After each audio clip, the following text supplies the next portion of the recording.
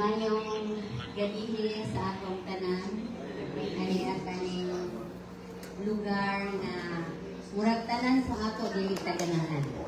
No? Pero atong dawaton ang realidad nga mo gyud niya ang kinabuhi. Usahay naay mo pahulay nga batanon pa. Usahay na ay sa edad nga medyo tunga-tunga o usahay na apoy murag dito na sa sunset years. And karon nga kagabihon sa atong celebration ni Sister Redulia, so atong gipasalamatan nga sa dugay-dugay nga panahon nga nakauban gyud nato siya. Labi na sa pamilya sa mga Redulia. Imagine, 100 years old. Murag, pipila lang ni. Nadawat ninyo 100,000 ma'am gikan sa government. Wala pa. So, kung daw 2 months before the birthday, i-process. Pero, 2 months after her birthday, she passed away. So, kana dako kaayo nga pasalamatan labi na sa pamilya kay nakaabot gyud siya ng tuiga. O kita siguro din ambot lang. So wala ta nasayod kung unsay mahitabo sa atong kinabuhi, pero ang atong pasalamatan gyud nga ang Ginoo naghatag kanato sa maong kahigayunan nga mamuyo ta din sa kalibutan og sa iyang kahimtang is really a great celebration, and we are so thankful for the life nga na-enjoy ni Sister Redulia. So in short, si Sister Redulia sa Upper Rome, this is kuan siya nga grupo. Bangkal manggod ang old, pero gitawag na siya og Upper Rome o niya Hospital Church. So most of the people nga naa dinha sa maong church are hospital workers, our workers in Davao Mission, and also church member nga naa dinha, in which si Sister Redulia nagsimbahan na siya katong dito pagyud sa ubos. Sa katong di balhin na sa taas, wala na siya, daghan sa mga medyo may edad na ng mga kabarkada niya, no? Murag siya nila niyata ang nabilin sa tulo sila. Si Mrs. Pino, si Mrs. Salvan, o siya mo ni silang barkada nga akong naibalan kay murag sa among grupo, ako po siguro medyo dugay-dugay na o may edad na din nga mo nga murag makarelate pa ko kung asa siya. And besides, silingan mi sa SM Village. So kung magawas ko gikan sa moanhi sa gawas, magian yun nako siya. Onya. Mo na nga kailag din mi og sa una sa Samal pa pod si pastor dito sa Samal na assign. So kaila pod namo sila dito sa church. So mo nga murag suod gyud mi nga kauban. Okay, so karong kagabion ang atong programa ano ni siya. So ang opening song ihatag sa Upper Rome Fellowship Center with the hospital workers nga uban dinhi. And then ang opening prayer ihatag ni Sister Wine Tanyakin. Then ang special song ihatag ni Pastor Handel Cabrera. Then ang message ihatag ni Pastor Jimmy Sabandal. Og ang closing prayer ihatag usab ni Pastor Cabrera. Then ang closing song and the closing prayer ni Pastor Jimmy Sabandal. So mao ni ang atong programa niining kagabion. mga kaigsuonan. So, may the Lord bless us as we listen to His words to give a comfort to the family and friends of the Redoya family.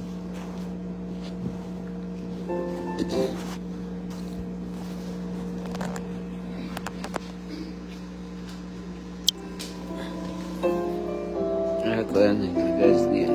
Niya ko kinuha. Langsung kinuha na ka. Camping.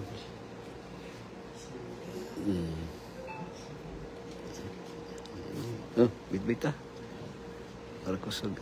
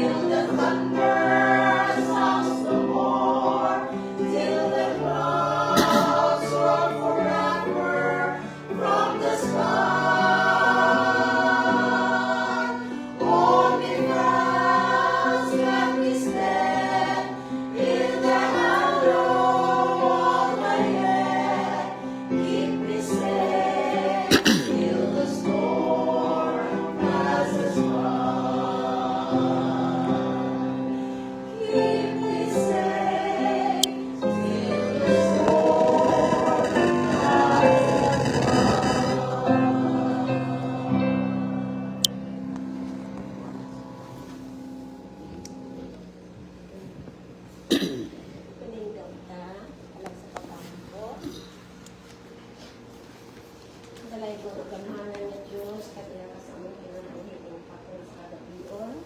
Kanya kami karon din kauban sa mga family o relatives ni Sister Redelia. Lord, ikaw nasayod sa biyahan o pagpamulay. O kami karon maghahatag o service alang sa paghatag o comfort sa mga nahitulan.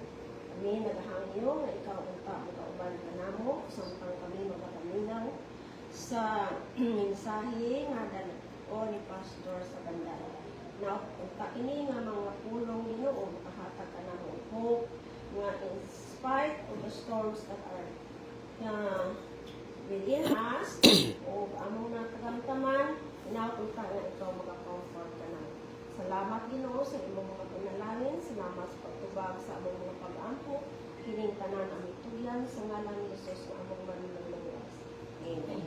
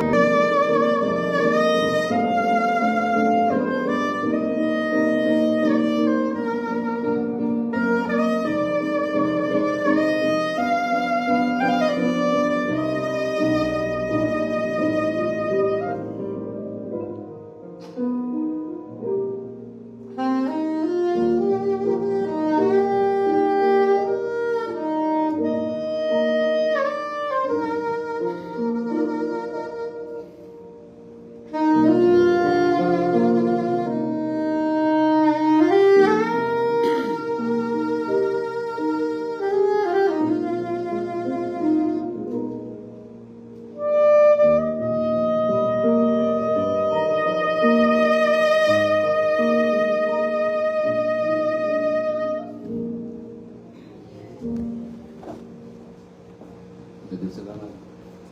Thank you very much, Pastor Handel, for that rendition.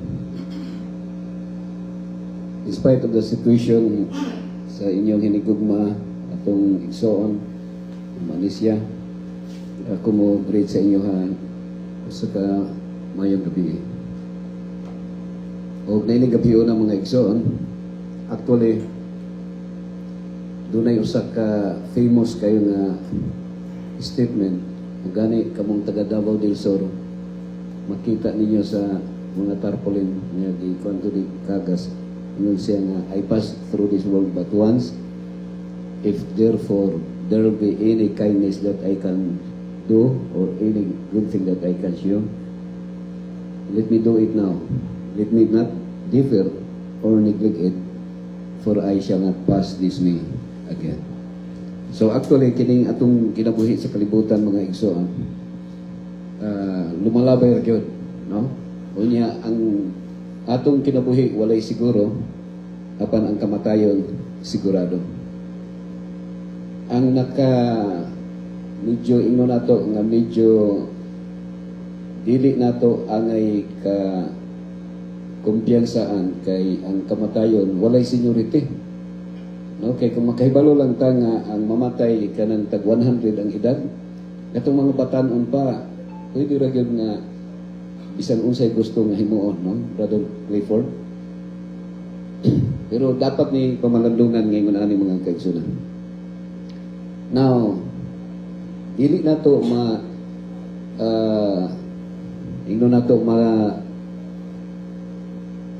ikakuli or pangulipas nga sa Bible naka-mention gyud dito si King Solomon, no, sa Ecclesiastes 7 verse 1 na nagaingon dito ngadto sa 3 nga ang pag-adto sa namatyan mas maayo pa daw kay nag-adto ka sa nagkalipay, naghudya ka.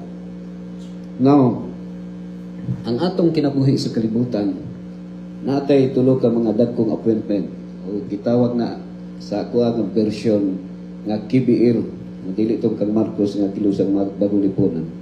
Pero kanang KBL is kasal, bunyag o lubong. Appointment sa life sa tao na ay mahimugso o na ay mamatay, mao na siya. O niya ang kining pagkaminyo optional na siya. Among the three, ang naa kay freedom of choice mo ang pagkaminyo. Pero kining mahimugso ka, di ka kapili. Kano sa iyong birthday, kano sa kamataw, sa dapit. O kining kamatayon sad, gawas og kanang violation kanang mag-commit og suicide, mahibaw ani mo kung sa pizza.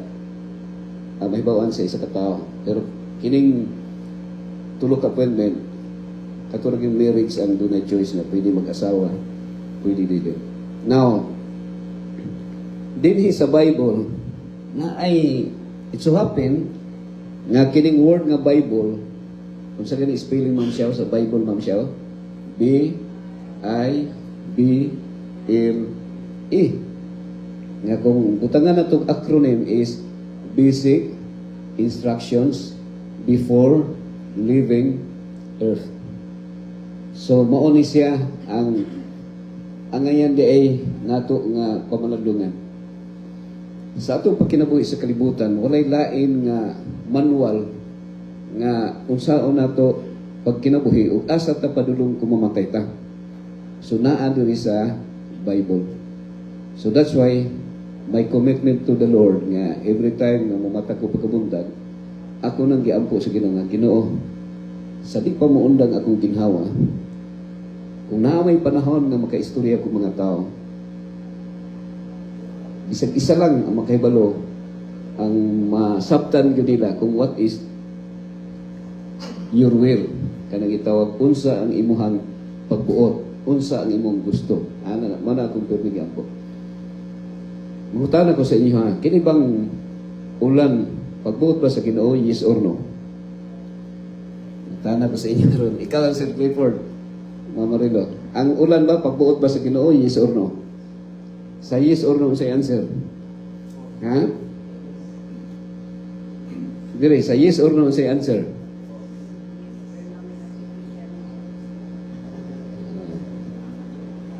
So actually, naay pagbuot o naay gitugot.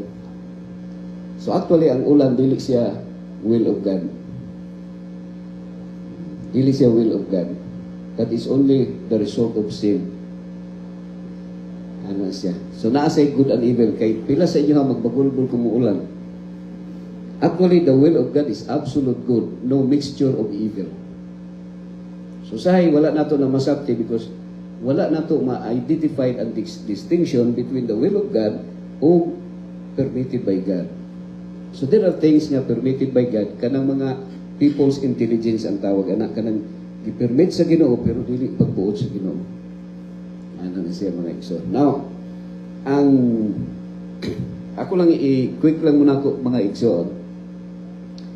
Kining ang summary sa Bible is makita nato sa 1 John 4:8. Unsay gisulti dito sa 1 John 4:8? Whoever does not love does not know God because God is love. So mana another God is love. Now, akong gitistingan pagbasa ang 4:8 gikan sa Genesis padulong sa di makita nato ang narrative sa Bible nga ang una diayng murder nga nakomit duha pa lang ka igsuon sa kalibutan, doon na igsuon nga gipatay siyang igsuon. So meaning to say, ang narrative sa Bible nana ang pinadyanay. Okay? Sumangutana ko sa inyo ha. Ang Bible ba baga ni Pes? Ha? Dong? Baga ba ni Pes?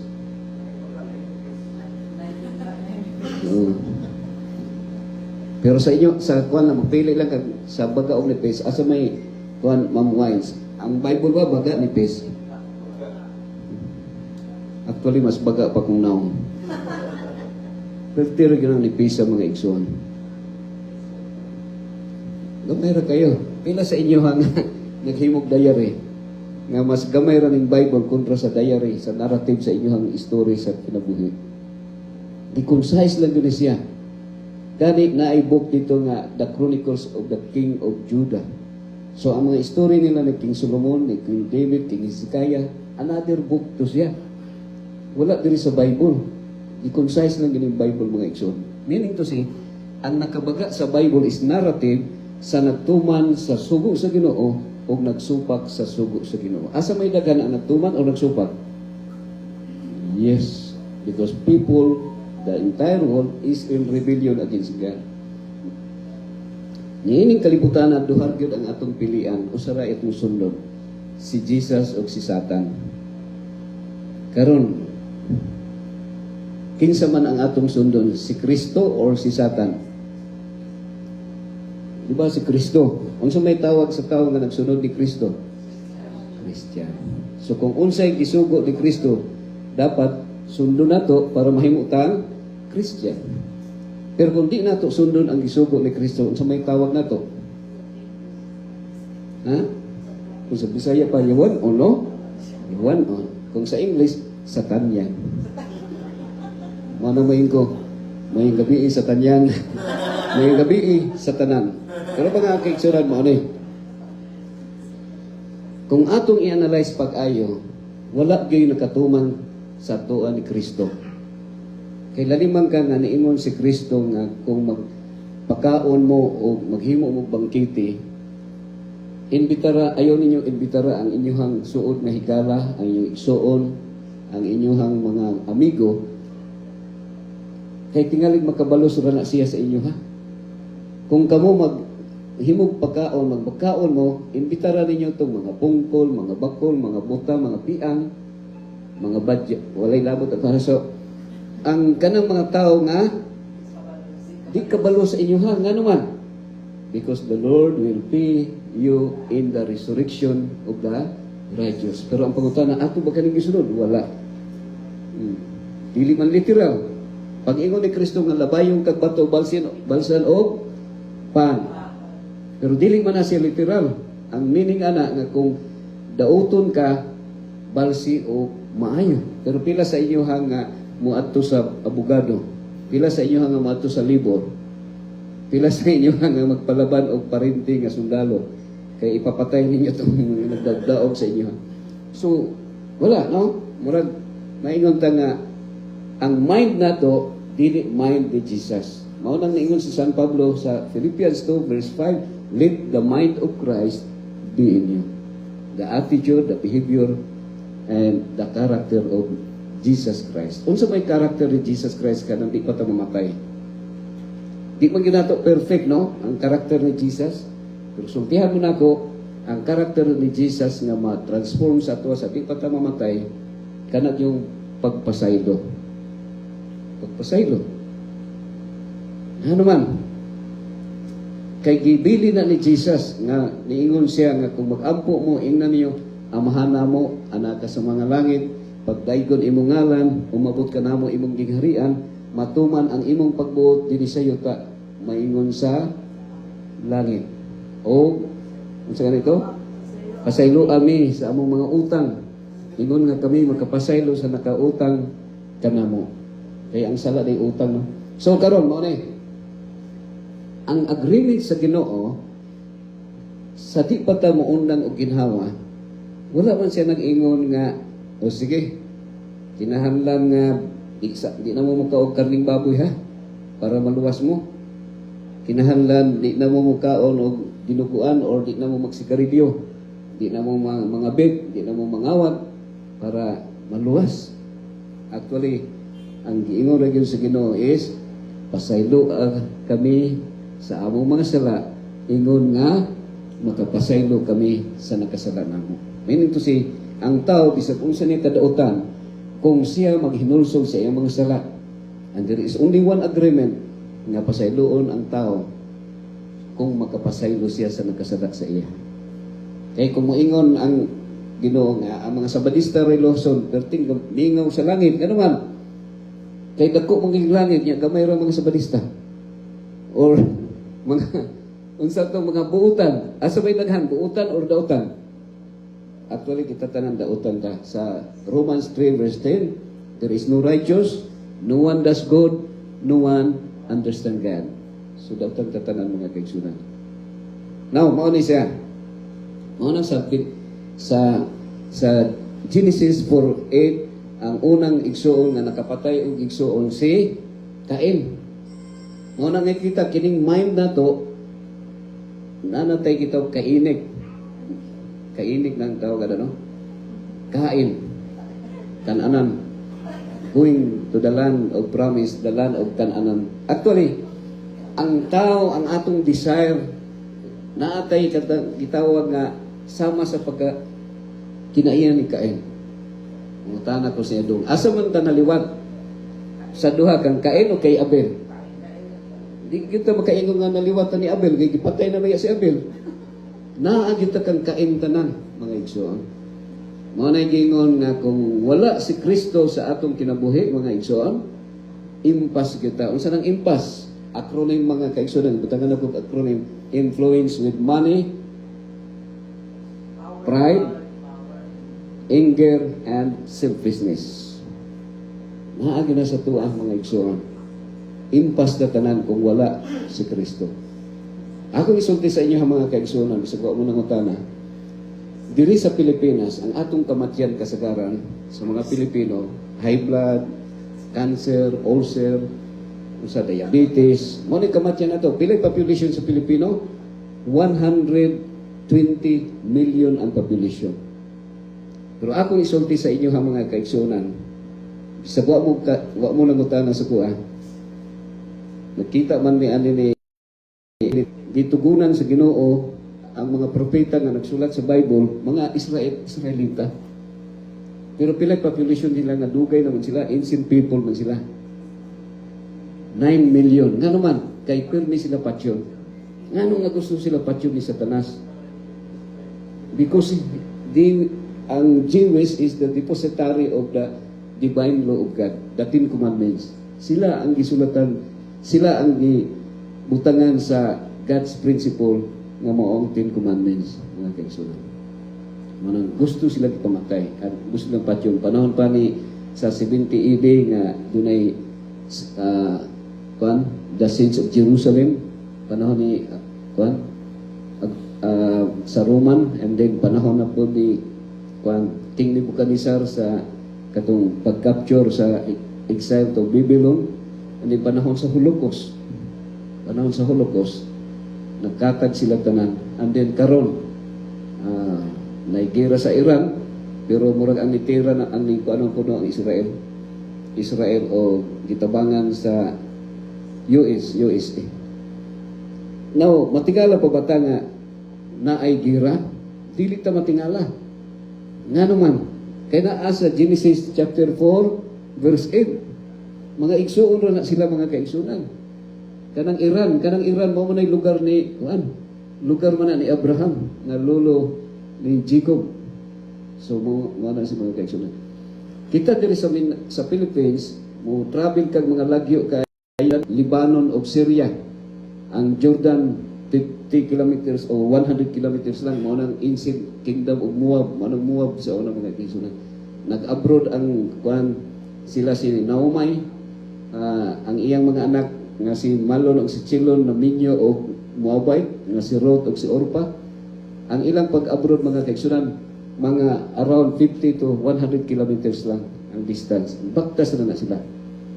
So, makita na to nga bisan si Jesus, ang iyang lola niya si Ruth o mao nang kan JC, hangtod na kan David o mao nang kan Jesus. So, mga igsoon, mga tanaw na to ang biblical narratives nga bisan kita makasasala, walay dili sad-an sa tuwa. Yes, ang 10 commandments na yun, do not kill, ayaw pagpatay. Pero naay gito, people's intelligence, people's initiative, ipatay ni David, isa to? Ni Cain, iyang igsoon nga si Abel. O niya, ang pa, ingon ang Ginoo, do not commit adultery. So naapoy people's intelligence or people's initiative nga si Abraham, wa man manganak si Sarah, niya gibuli during the time Ma'am Wines, pag di ka manganak, sunlugon ka sa mga tao nga gitunglo sa Ginoo, wala kay pulos nga babae, kay wa ka na buntis sa kadaghang nga yuta nga kanon ugmaron.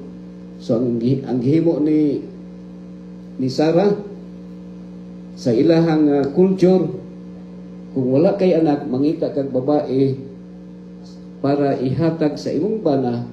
Unya, kung mabuntisan na ang iyang anak, imong ang kunon nga anak. So, ang katong mga tao, di na magbuli sa imo ha. Kaya na naman kay anak sa laing, although murag ilang i-cover na siya, i-cover up. And then, si Abraham, bisan nagsunod siya sa 10 commandments, pero by that initiative, iyang gisunod ang iyang asawa. Usahay na yung anak nga, mas musunod pa, usahay ang bana kaysa asawa, ang bana sa asawa kaysa Ginoo. So, siya nahitabo, ang amo nakabuntis og helper. So, kung doon ay helper nga mabuntisan og amo, Abrahamic din na siya. Abrahamic. Pero, kung ang tawag ang mga kaigsunan is descriptive. Descriptive. So, ang prescriptive sa Ginoo, do not commit adultery. Bawal mangabit. Sala sa Ginoo ang pagpangabit. Pero, naamay gidescribe sa Bible nga si Abraham nakabuntis og servant, dili siya dapat sundugon. Gidescribe lang na siya. So, unang nasa Bible, dili tanang nasulat sa Bible atong sundon. Ang sundon lang nato katong naa sa 10 commandments nga gisulti sa Ginoo.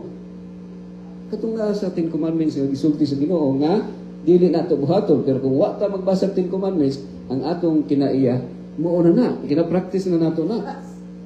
Ang atong kinaiya. Ma-impas naman ta. Influence with money, pride, anger, and selfishness. Mga dalo kita, bisag usaon. Mga igsoon. Kung na Toyota nga daghang kayo, di nato gusto papuyan, kita nga iskwaton, no? So, manang nahitabo, manang nga kita, bless ka ita diri sa Pilipinas, kay pwede ka makaangkon og napulo kay tariyang yuta. Pwede. Pero dito sa Palestinian, dito sa mga Hudiyo, ang kanang ilang yuta dito pwede kalutawan o barko sa dugo nga Libano gumikan sa yuta nga ilahang giangkon nga wala gyud makaangkon og yuta dito sa mga Hudiyo, mga kaigsoon, mga Palestinian, although mga relatives lang sila, pero ang ato ang mga yuta diri nakalata. Ang uban noon murag ang yuta nara sa kuko. Pero mga kaigsunan, mo ni kung basahon nimo ang narrative, daghang kayo nga mga sayop nga gihimo sa mga prophets, no? Si Jacob, pila asawa ni Jacob? 2 niya plus mga helper, 4 na tanan. Si David, samtang nga naay nanglili si David, nakalili siya kay naay mamols kay nga naligo. So natintal siya. O sa kaya natintal siya, giyon sa niya. gipanguyaban niya. Unya kay kining kuan kung ikaw mga sakop niya panguyaban og hari, musukot mo ka bisag ninyo na. Nisukot si Batsiba, nabuntis si Batsiba nga unsa man naay bana. So ang gihimo ni David, iyang gipapatay ang bana sa iyang uyab kay para matago ang iyahang korupsyon, ang iyang sexual immorality. So that's why siya ang nagsulat, there is no righteous, no one does good, no one understand God. Kita tanan makasasala. Kita tanan unsa man guilty beyond reasonable doubt. Ngano man gi-magnify ni Jesus, giklaro niya sa Matthew chapter 5 verse 21 ingon siya, nadungog ninyong karaan panahon na ayaw pagpatay.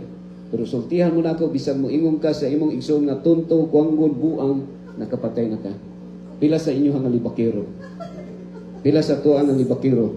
Nga dili na to ipalive kay hadlok ta mahibaw-an nga atong gipanglibak ang atong silingan. Nakapatay na ta anak mga igsoon.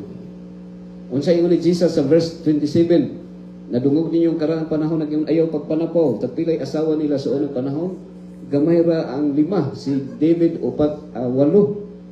Unya si Solomon 700 ka mga princess o 300 ka mga concubines, katong mga ultimo lang. Ikabat og 1,000 si King Solomon. So ayaw sunduga, ang uban bisag wa gani kwarta mo sundo. Agay ra mo sundog og daghang kwarta pero dili justifiable mga kaigsunan. So kita na tanan guilty. Pero unsay ingon ni Jesus? Maskin pag mutan-aw ka usa ka babae nga naibog ka sa imong kasing-kasing, nakapanapaw ka na. So we are all guilty. Mao na nga ako di ko ganahan mutan-aw ka ng Miss Universe kay naibog ko. So mao na sa mga kaigsunan, no? Makasala na tatanan. Pero last, no, ni signal na akong battery nga short lang, short. So mao ha. Niingon si Jesus sa Matthew 5 verse 43. Nadungog ninyong karaang panahon, nag-ingon, higugmaa ang inyong silingan, dumti ang inyong kaaway. So ang normal nga kahimtang, kung doon na mo'y silingan nga magpautang sa inyo, ganahan mo nga, muhigugma sa iya, kay kini makautang ba rin. Or kini nga silingan, kung sobra ang iyang sudan, manghatag siya, kung kanang sudan. Pero kung naamoy kaaway, unsa gani? Dumti. Pero unsa gingon ni Jesus?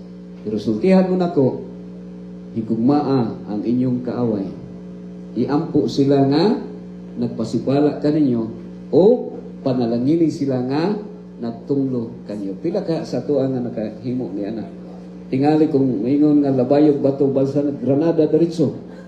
Granada, may gani wa ningon si Jesus Christ nga, kung labayong bato balsi o mangusting nga kanagahi kayo. Or durian, nga diretso. Pero mga kaigsunan, hinaot nga kini nga reminder sa mata ko sa kanato. Hinumdumi, no? Kamo mga igsoon. Actually, ang akong greeting sa inyo hatanan is congratulations.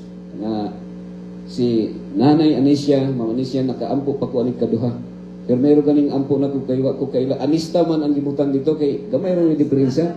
Nanay Anista. Pag ikaduhang prayer na ko, Anisha na. Amnesia na. Yang nag-ampo ko kay amnesia.